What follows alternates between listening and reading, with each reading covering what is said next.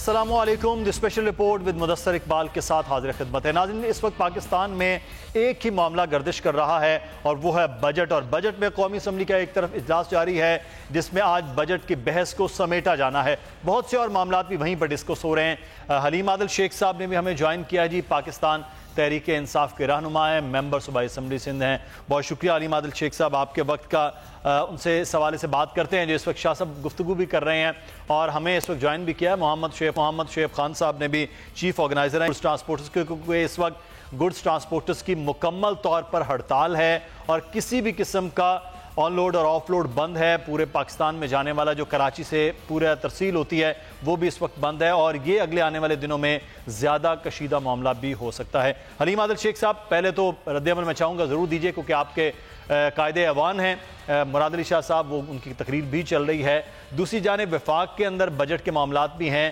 لوگ آپ کی حکومت سے جو وفاق میں ہیں وہ خوش نہیں ہیں, بالکل اسی طرح سے جس طرح سے آپ سندھ حکومت سے خوش نہیں ہیں. وہ وہاں آپ کے خلاف احتجاج ہو رہا ہے, یہاں آپ اعتراضات اٹھا رہے ہیں سندھ اسمبلی میں. تو ذمہ داری کس کی ہے؟ وفاقی حکومت تو تمام تر عمل کی ذمہ داری ہوتی ہے بجٹ میں.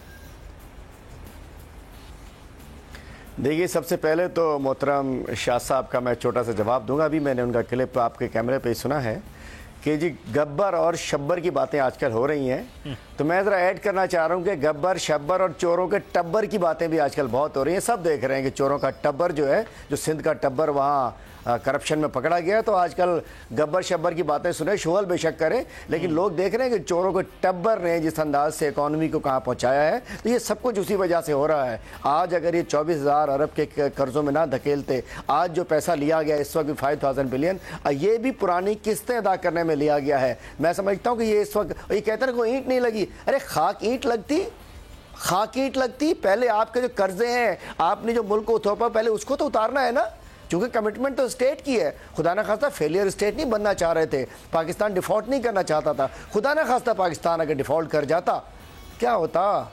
یہ بوریوں کے اندر ہمارے روپے چل رہے ہوتے, کندھے پہ ہم نے رکھے ہوتے, ڈبل روٹی ہمیں نہ مل رہی ہوتی. اور دوسری بات آپ سے کروں, بڑی شاہ صاحب چونکہ بڑے ٹرینڈ ہیں, فائنانس منسٹر ہیں, پڑھے لکھے آدمی ہیں, باہر سے پڑھے ہوئے ہیں, پڑھا لکھا سی ایم ہے, تو یہ بتانا بھول گئے. میں دیسی سا آدمی ہوں, نہ میں اکانومسٹ ہوں, نہ ہوں اتنا ان کی طرح میں امریکہ میں پڑھ کے آیا ہوں. مجھے یہ پتا ہے کہ پچھلے سال جو ڈیولپمنٹ بجٹ تھا اس میں سے تقریباً 288 بلین تھا, اس میں سے پہلے 24 دنوں سپلیمنٹری لائے 224 ارب کم کیے.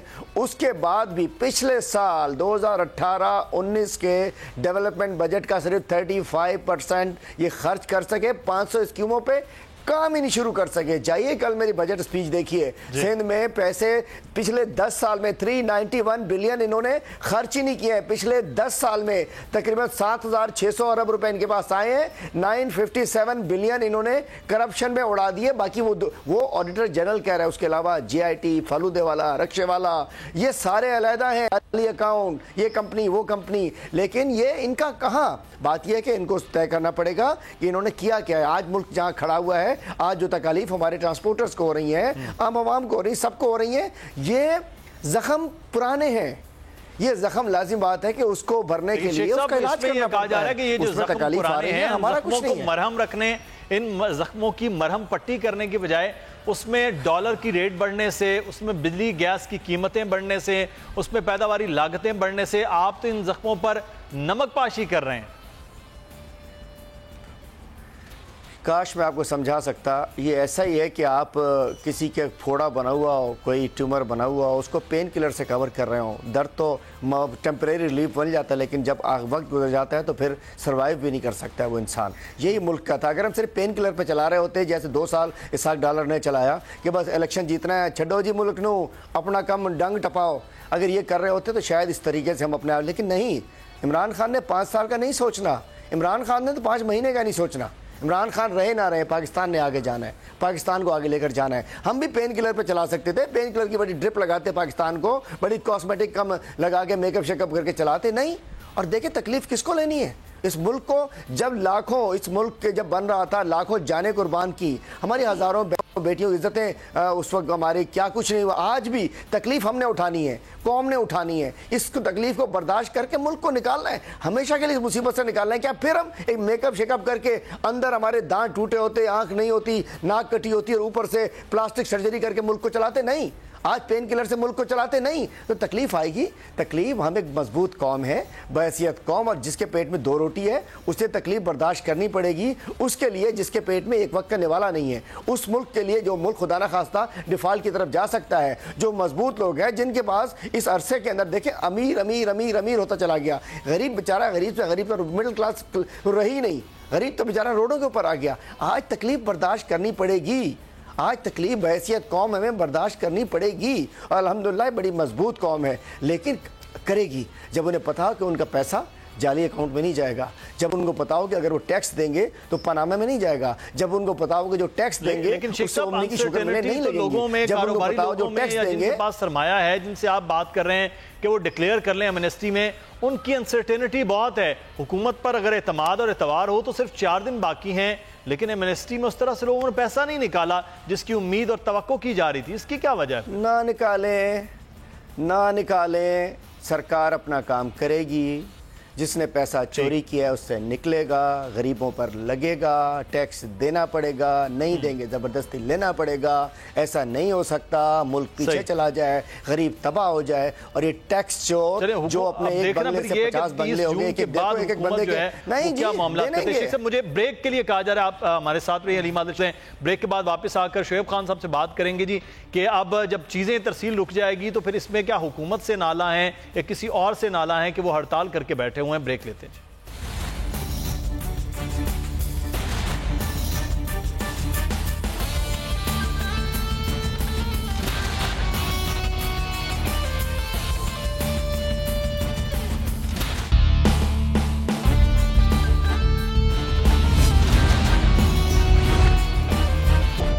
بریک سے پہلے جیسے ہم نے آپ کو بات کی کہ گڈز ٹرانسپورٹرز کا اس وقت ہڑتال جاری ہے، اس صورتحال پر بات کرتے ہیں. شعیب احمد خان صاحب ہمارے ساتھ موجود ہیں، یہاں پر چیف آرگنائزر ہیں.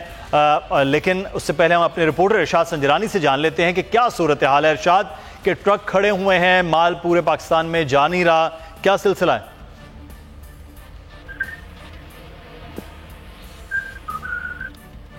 ارشاد سنجرانی سے اس حوالے سے بات کرتے ہیں. ارشاد، آگاہ کیجئے گا کہ اس وقت تمام ترسیل جو ہے گڈز کی وہ پورے پاکستان میں رکی ہوئی ہے، کیا صورتحال ہے؟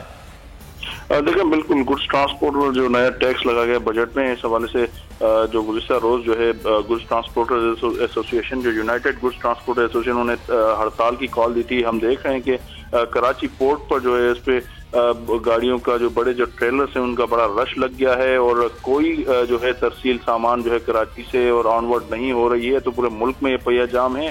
اور اس حوالے سے گزشتہ حکومت جو نواز شریف صاحب کی حکومت تھی اس میں بھی اسی طرح بڑی اسٹرائک ہوگی. تو تقریباً 2 ہفتے کے بعد اسحاق ڈار جو کہ وزیر خزانہ آئے تھے بیٹھے تھے، اس کے بعد یہ معاملہ حل ہوا تھا.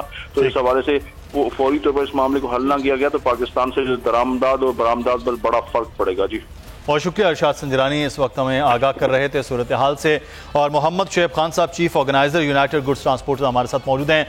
شعیب خان صاحب، کیا معاملہ کیا ہے، کیوں آپ لوگوں نے ہڑتال کر دی ہے؟ یہ بسم اللہ الرحمن الرحیم. سب سے پہلے تو میں مدثر اقبال صاحب آپ کا بول ٹی وی کا شکر گزار ہوں کہ آپ نے ہمیں وقت دیا جی. اور میں آج اس بات کی بھی نفی کرتا ہوں اور ان دوستوں کو بتانا چاہتا ہوں جو کہتے ہیں کہ ٹرانسپورٹر کی چاندی ہو گئی، اس نے اربوں روپیہ کما لیا، وہ ملک کو کھا گیا. ہم ملک کی اکانومی کے اندر اپنا پازیٹیو رول پلے کرتے ہیں. حکومت نے ایک قانون بنایا، آرڈیننس جاری کیا NHSO 2000، اس کے شیڈول 6 کے مطابق وزن کی لیمیٹیشنز دے دی اور ہم نے بالکل ایک پرامن شہری ہوتے ہوئے ان پہ منوان اس کو تسلیم کیا. ہاں یہ ضرور ہے کہ اس کی امپلیمنٹیشن کا جو ٹائم اسکیجول تھا وہ انہوں نے 1 جون کو دے دیا. 1 جون کے بعد 3-4 کو عید تھی جی. اس کے بعد بجٹ تھا، چھٹیاں تھی 1 ہفتہ، لوگ اپنے گھروں کو گئے ہوئے تھے. تو ایک دم سے جب یہ نافذ ہو گیا قانون تو گاڑیاں شارٹ ہو گئیں، ڈرائیورز واپس نہیں آئے، گاڑی واپس نہیں آئی. تو اس سے مہنگائی کا ایک امپیکٹ کیا اور اس امپیکٹ سے ٹرانسپورٹرز جو ہیں وہ جو ہمارے انڈسٹریلسٹ ہیں وہ گھبرا گئے. میری آپ سے گزارش ہے کہ اسیسمنٹ جو ہے وہ کسی بھی فارمولیشن کے لیے کم سے کم 30 دن ہونی چاہیے. اچھا، یہ میں چاہوں گا اپنے ناظرین کو جو سمجھنے والے ہیں، گڈز ٹرانسپورٹر سمجھتے ہیں، جو انڈسٹریلسٹ ہیں وہ سمجھ رہے ہیں، لیکن ایک عام پبلک ان کو سمجھ نہیں آ رہی ہے ایکسل لوڈ جو ہے وہ کیا تھا؟ پہلے آپ کتنا وزن لے کر جا رہے تھے اور اب آپ کتنا وزن لے جا اور کتنا لے جانا چاہتے ہیں؟ ٹھیک، ہمارا جو NHSO 2000 ہے اس کے اندر سب سے بڑی گاڑی جو ہے اس کو 22 ویلر کہتے ہیں ہم. صحیح. بڑا ٹریلر جو ہے وہ پہلے وزن کے ساتھ، گاڑی کے وزن کے ساتھ 80 ٹن لوڈ کرتے تھے. ٹھیک ہے. اس وقت اس کے اوپر جنہوں نے ہم پہ وزن دیا وہ 58.5 ٹن ہے. 37% جو ہے وہ اس فارمولے کے حساب سے جو NHSO 2000 ہے اس میں اگر 37% ایڈ کر دیں تو وہ 80 ٹن بن جاتا ہے. 58 ٹن میں اگر 37% ایڈ کر دیں وہ کم ہو گیا تو لامحالہ وہ 58 ٹن پہ آ گیا گاڑی کے ساتھ. وہ گاڑی کا اپنا وزن جو ہے وہ 3-4 قسم کی گاڑیاں ہیں. کسی گاڑی پہلے حکومت نے یہ کیا اور اس کے بعد دوبارہ سے 80 ٹن کے لیے 80 ٹن کے لیے آ گیا. اچھا ٹھیک ہے. 80 ٹن میں پرپوز ویٹ تھا جو حکومت نے 2013 میں دیا تھا. صحیح. وہ گورنمنٹ نے ہم سے کہا تھا کہ آپ اس کو گریجولی آہستہ آہستہ کم کرتے چلے جائیں. ٹھیک. ٹرانسپورٹرز جو تھے وہ اتنی اکانومی ہماری سٹرونگ نہیں تھی. گڈس ٹرانسپورٹ کی جو انڈسٹری تھی اس کو اتنا نفع نہیں ہو رہا تھا اور ہم لوگ یہی سمجھتے تھے کہ وزن اٹھانے میں ہی ہمارا جو کاروبار ہے اسی میں ہمارا فائدہ ہے. اور اس چیز کو سارے انڈسٹریل، سارے سرمایہ دار، سارے دوست اس چیز کو استعمال کر رہے تھے. صحیح.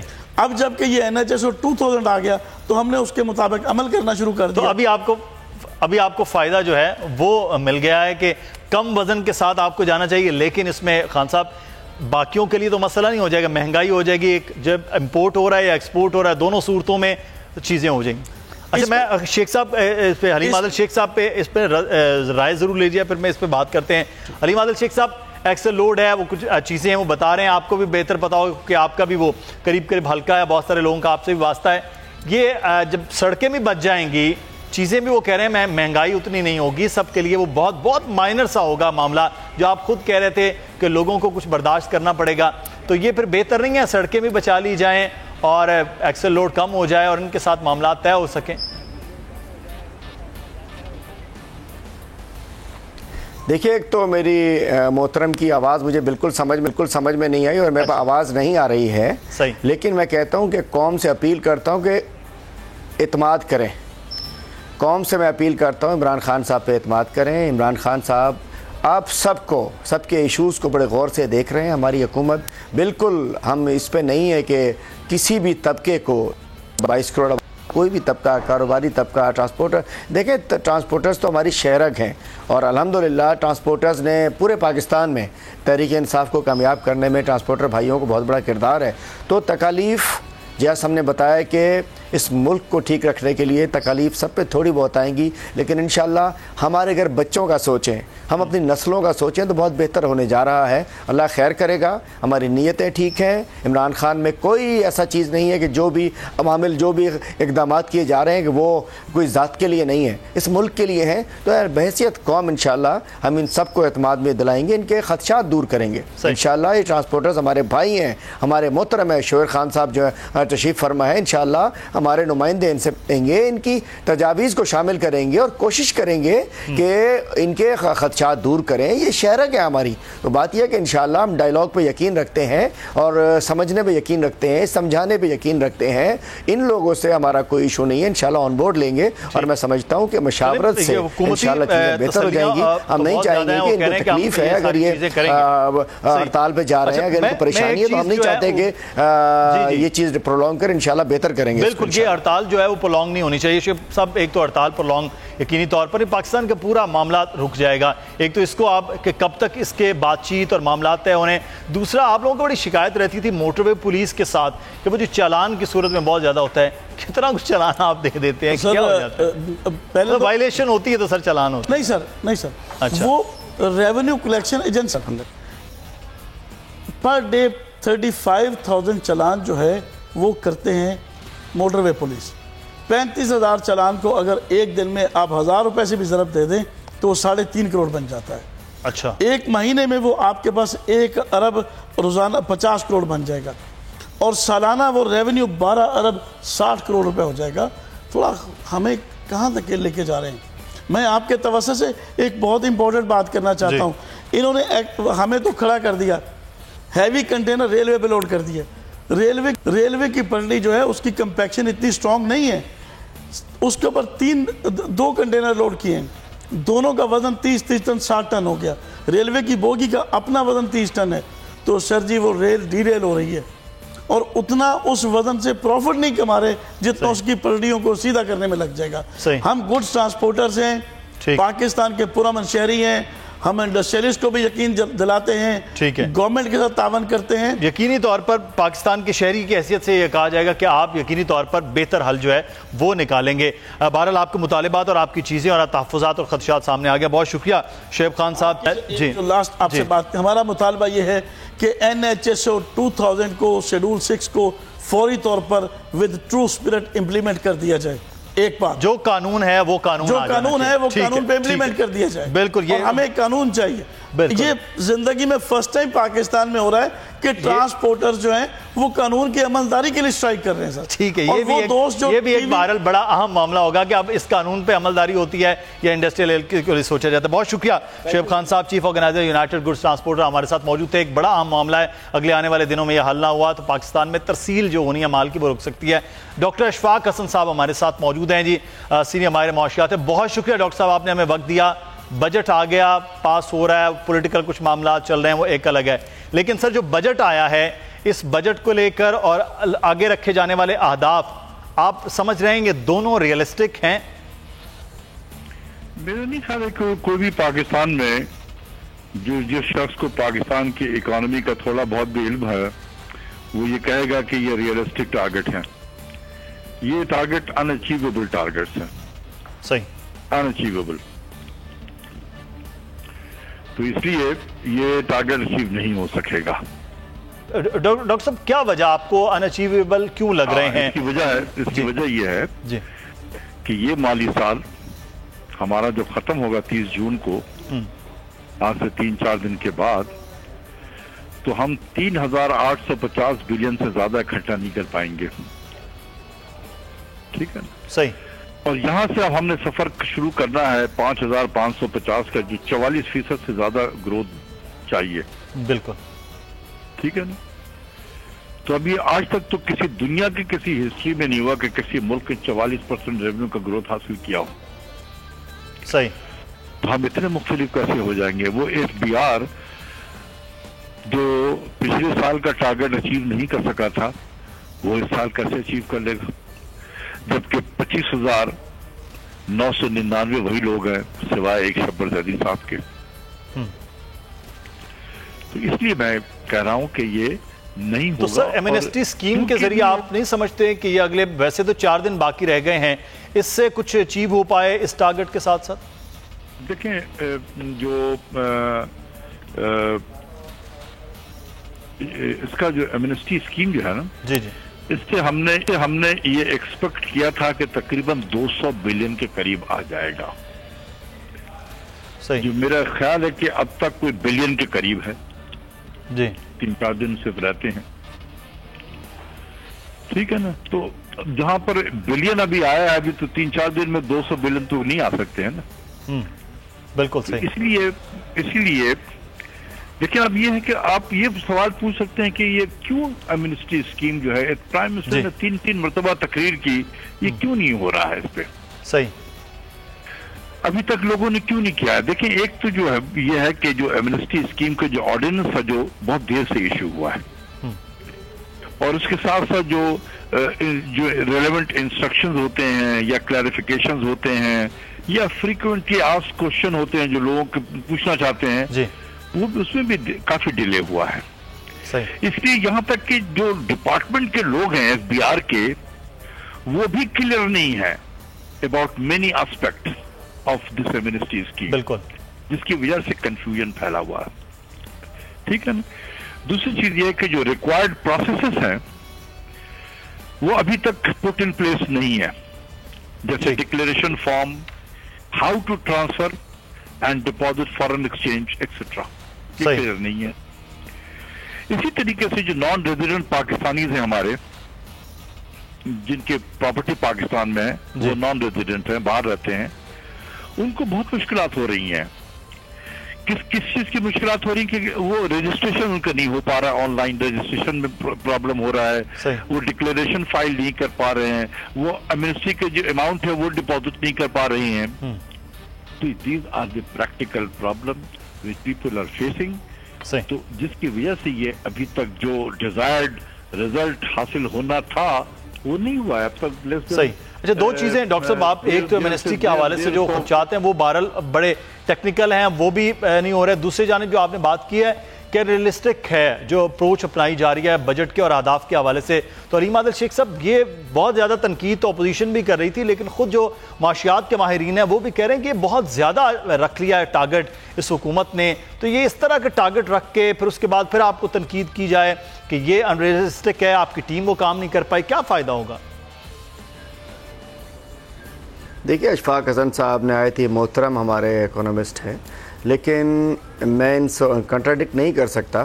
لیکن بات یہ کہ ان کا اپنا ایک مشورے ہیں، ان کے اپنے تجزیے ہیں، ہمارے اپنے پلانز ہیں.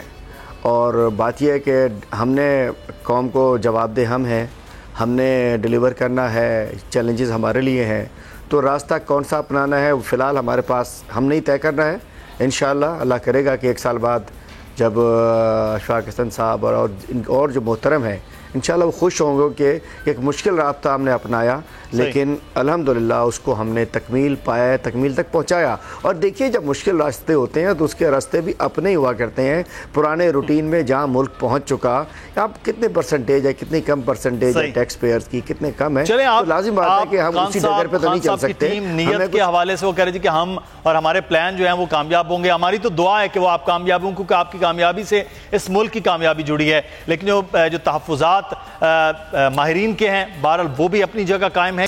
اس رستے میں یہ خاردار ہو سکتا ہے معاملات، وہ بھی اپنی جانب گامزن ہیں. بہت شکریہ علیم عادل شیخ صاحب. ڈاکٹر اشفاق حسن صاحب ہمارے ساتھ موجود تھے. مدثر اقبال کو پروگرام سے اجازت دیجیے، کل پھر حاضر ہوں گے کچھ موضوعات کو لے کر. اللہ حافظ.